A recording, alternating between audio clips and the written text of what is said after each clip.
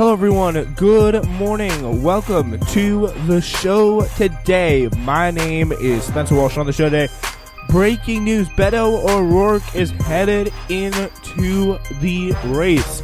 What his presidential candidacy means for us, and will he be able to stand out in a pretty crowded field?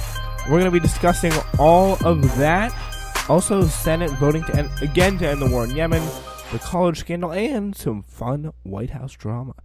All right, we're going to get right into it. So, yeah, White House drama, actually, I mean, it's not always fun, but whatever. And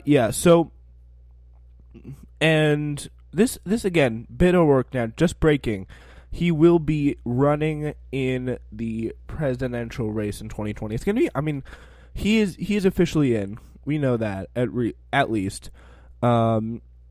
And yeah, this is just literally as of 17 minutes ago here as we come in the air. So he's a 46-year-old former Texas congressman whose near-miss Senate run last year propelled him to Democratic stardom. He joined the presidential race on Tuesday, betting that voters will prize his message of unity and generational change in a 2020 primary teaming with committed progressives. And I think this is kind of one of the biggest myths of the primary so far that have been perpetrated by a lot of media, that there is a big amount of progressives in this race, and I'm gonna try and debunk that myth and tell you what in the world is going on, and who is the So we got the list of candidates here. We got this one guy, Bill Weld, challenging Trump. We got Donald Trump on the Republican side. But on the other side, we have Cory Booker, definitely not a progressive. He is and I'll try and give you a reason why here as we go through. He's definitely not a progressive. He doesn't support Medicare. I'm pretty sure he doesn't support Medicare for all. Doesn't support it any way that I can trust, frankly.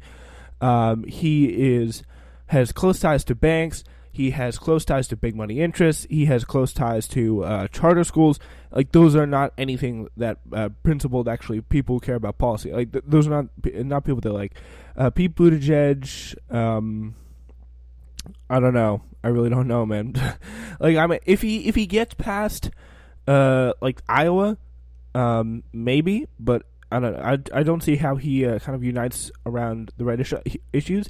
I mean, I'm not sure he really cares about the progressive policy, but what he does have is the kind of millennial mindset, is that we need to get serious, and I appreciate that. Julian Castro took shots at Bernie the other day. No, thank you. John Delaney won't pass anything unless it's bipartisan.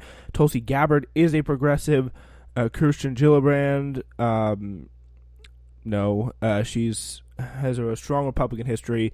Nobody likes her. She's not going to go. She's not going to go very far. She doesn't support Medicare for all. She's close ties to big money and all that stuff. So yeah, Kamala Harris, for the same reasons. Her record as a prosecutor is another big one. John Hickenlooper, and then again, a proud centrist. So again, not a progressive, not calling himself that. Jay Inslee, I don't know where he stands.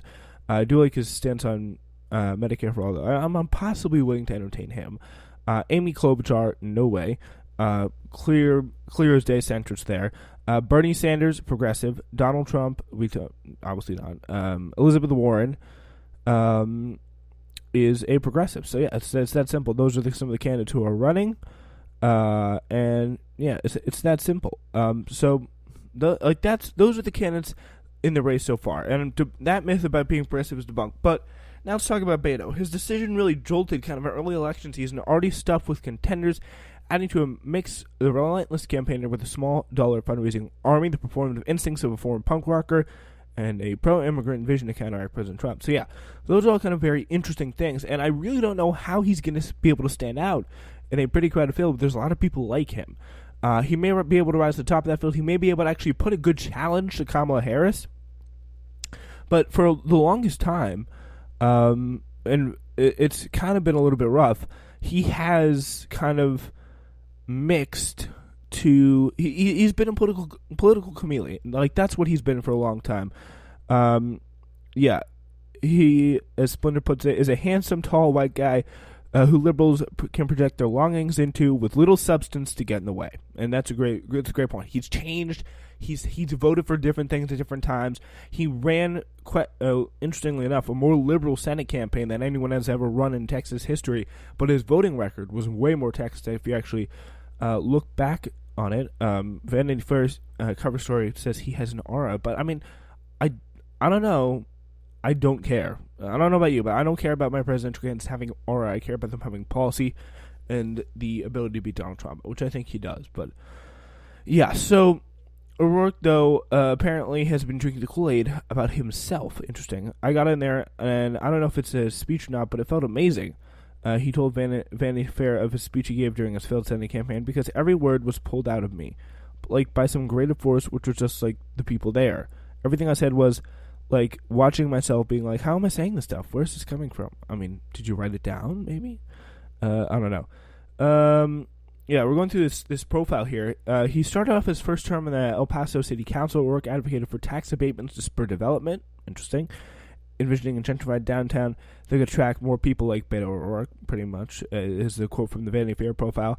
At the time, there are many questions about his father-in-law is a real estate magnate Bill Sanders, which may have profited from the development. So again, there's a little bit of a nepotism situation going on there, or just helping out your friends and family. I don't know if it's nepotism, but still. O'Rourke did something generally progressive by supporting drug legalization in 2011.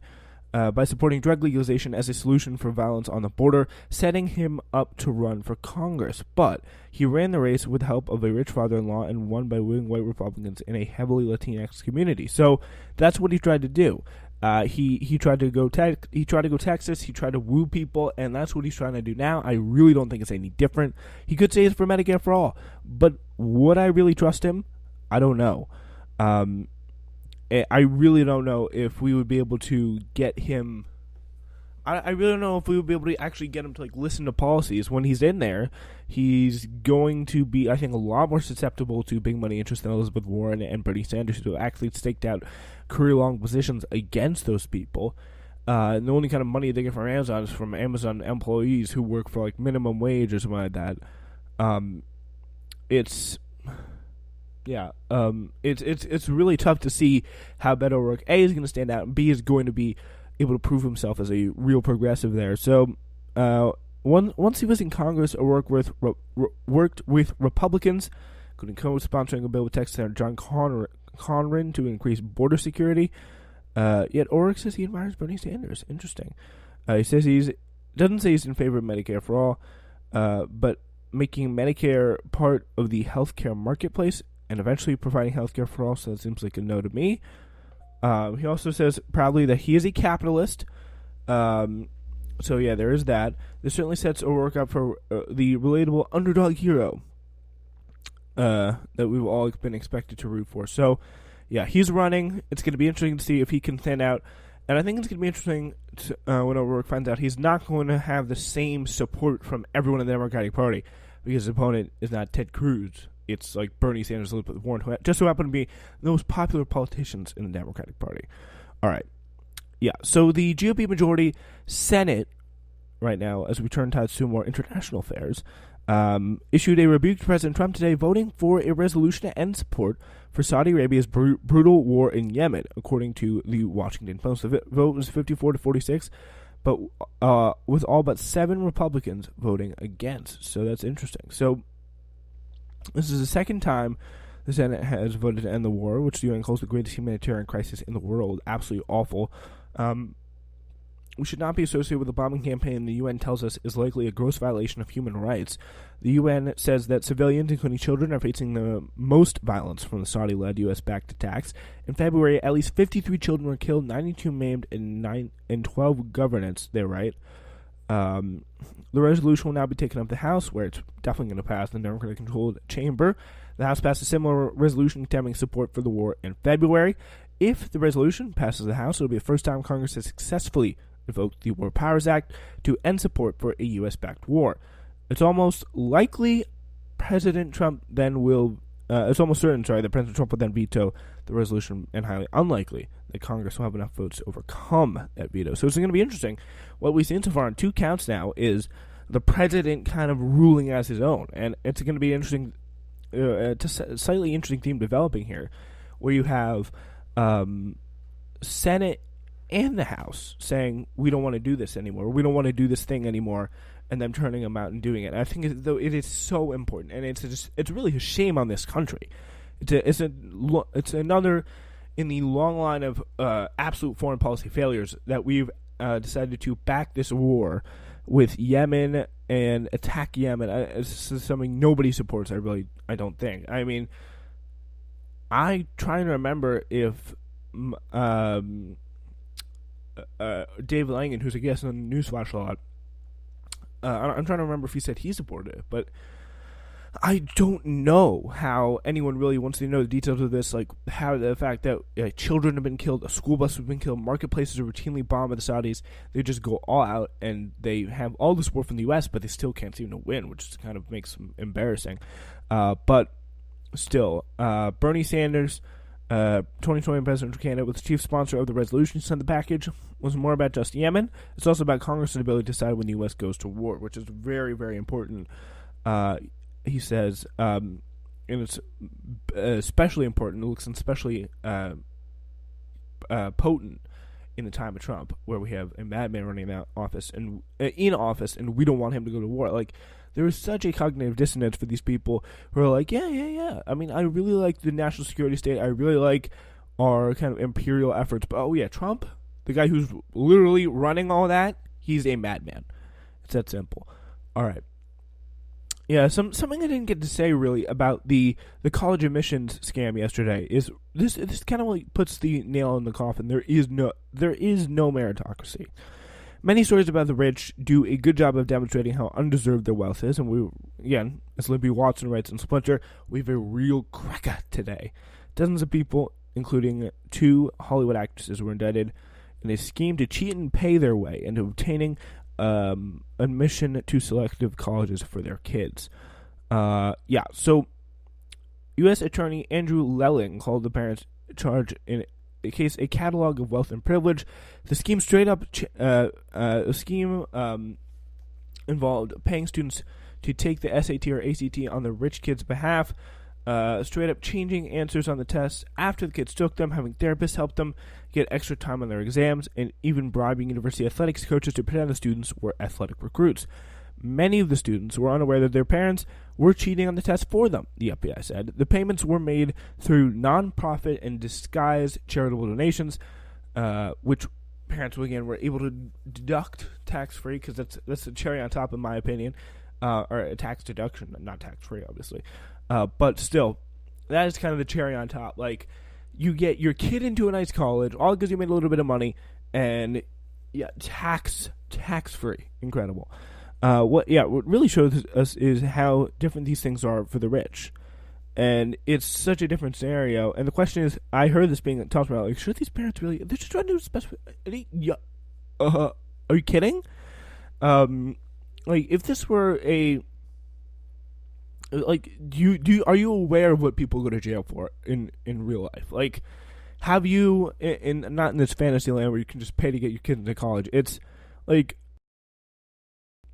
obvious they should face, in my opinion at least, some pretty serious punishment for this. And it's just unacceptable that the possibility is that they'll get away with this. But regular people see college as a chance of having a decent career and earning enough money, where the burden of student loans, even with the burden of student loans, to survive in a society where minimum wage won't cover the rent anywhere, as well as, to a place to learn things about the world.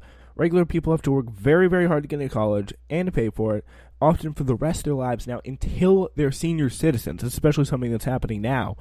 Like, there are people graduating college now, people graduating college like 3 to 5 years ago, I think 3 to 5 to 10 years ago, that this started, are going to have to be paying student loans until like 60.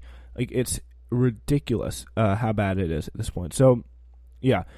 One of the examples cited in the case here was Olivia Giannoli, the daughter of actress Lori Loughlin, and her husband Massimo Giannoli, who are both named in the case. According to the complaint, the couple paid bribes totaling in $500,000 in exchange for having their daughters designated as recruits to University of Southern California crew team, despite the fact that they did not participate in crew. The fraud could not be more blatant. And why did you want to go